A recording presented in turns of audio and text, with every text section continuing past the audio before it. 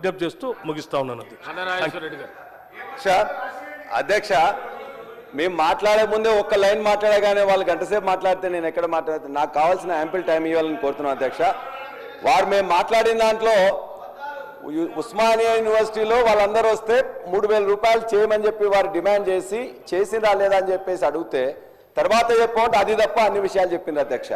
అంతే పచ్చి అబద్ధాలు అంటే అవాస్తవాలు ఏం చెప్పిందంటే అధ్యక్ష, ఈ రాష్ట్రంలో 2014 తర్వాత ఏ వీసీ కూడా అపాయింట్ కానట్టు వీరు మాత్రమే వీసీలు 30 మంది వీసీలను గత 2014 నుంచి 2020 వరకు వీసీలను అపాయింట్ చేసిండ్రు. మొట్టమొదటి దళిత వీసీ సాంబయ్య గారు మాదిగ కమిటీకి ఉన్నట్లయితే 5 సంవత్సరాలు ఉంటే ఇవాళ తెలంగాణ యూనివర్సిటీకి వేసిండ్రు. రెండో ఎస్సీ వీసీ మల్లేశం గారిని ఇవాళ శాతవాహన యూనివర్సిటీకి వేసిండ్రు. అదేవిధంగా రాతోడ్ అని చెప్పేసి ఎస్టీ అక్కడ కూడా 10 years లేకపోతే వాళ్ళని కూడా దాన్ని మొత్తం తీసుకొచ్చేసి మహబూబ్నగర్ పాలమూరు యూనివర్సిటీకి ఇచ్చిండ్రు.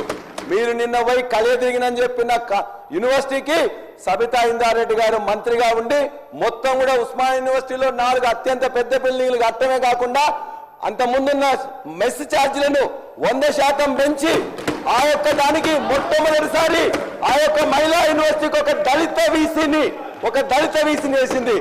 4 దళిత వీసీలను గత ప్రభుత్వం వేసింది, బీసీలను వేసింది, మైనార్టీలను వేసింది. ఈ విధంగా పచ్చిగా అబద్ధాలు చెప్తే ఎట్లా అధ్యక్ష? మొత్తం వైస్ ఛాన్సలర్లు 30 మందిని వేస్తే అందులో దళితులు 4 వేసింది కూడా ఇలా కేసీఆర్ గారి ప్రభుత్వం. అంతేకాదు వారు ఏం మాట్లాడుతున్నారు, మొత్తం కూడా 3 లక్షల మంది ఆనాడు ఐటీ ఉద్యోగస్తులు ఉంటే ఇవాళ 10 లక్షల మంది ఉద్యోగులు వచ్చింది. ఎట్లా వచ్చింది అధ్యక్ష? హైదరాబాద్ నగరంలో స్కిల్ డెవలప్మెంట్ చేసి టాస్క్ ను ఓపెన్ చేసి మొత్తం ఇలా ఐటీ హబ్ తీసుకొచ్చి మొత్తం కూడా ఇలా భారతదేశంలోనే 58,000 కోట్లకు సంబంధించిన ఇవాళ ఐటీ ఉన్నట్లయితే 2.5 లక్షల ఐటీలకు పెంచింది ఇలా గత ప్రభుత్వం కాదా అధ్యక్ష? అదేవిధంగా వారు చెప్తున్నారు, నేను అడుగుతున్నాను ఇవాళ అందుకే మేము ఇట్లా చేసినామని చెప్తున్నారు. ఎందుకు మేము అడుగుతున్నాం? ఇవాళ విద్యాశాఖ మంత్రిగా ముఖ్యమంత్రి ఉన్న తర్వాత ఎందుకు 1053 స్కూల్స్ బంద్ అయినాయి? ఎందుకు 2 లక్షల మంది విద్యార్థులు డ్రాప్ అవుట్ అయినరు? ఎందుకు కూడా ఒక్క ఫ్యాకల్టీని కూడా యూనివర్సిటీలో రిక్రూట్ చేసిండ్రా? ఇలా మీరు చెప్పినట్టు 3,000 రూపాయలకు పెంచిండ్రా? చిన్న ఏదో చేసేసి అదే గొప్పగా చేసిన చెప్పుకుంటే కష్టం అధ్యక్ష.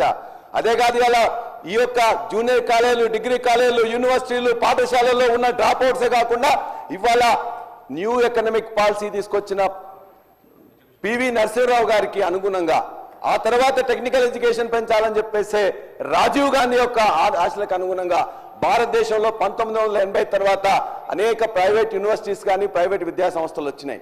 ఏం చేసింది అధ్యక్ష?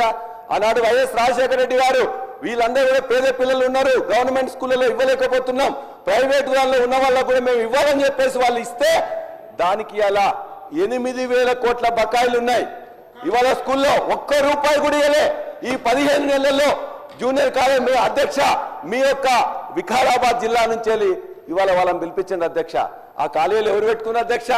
ఇవాళ అత్యంత పేదవాళ్ళు డిగ్రీ చేసి పీజీ చేసి 5-6 మంది కలిసి జూనియర్ కాలేజ్ డిగ్రీ కాలేజీలు పెట్టుకుంటే వాళ్ళు ఇవాళ 15 నెలల నుంచి ఒక్క పైసా ఇవ్వలేకపోతే కరెంటు బిల్లు కట్టలేక మొత్తం కూడా ఇబ్బంది ఉన్నారు అధ్యక్ష. అంతేకాదు అధ్యక్ష, నేను పదే సార్ నేనేం సబ్జెక్ట్ పోతలేను సార్, దయచేసి వాస్తవాలు మాట్లాడమని కోరుతా ఉన్నాను అధ్యక్ష. వాస్తవాలు మాట్లాడమని. బకాయిలు ఎప్పటికీ అధ్యక్ష? వారి ప్రభుత్వ హయాంలో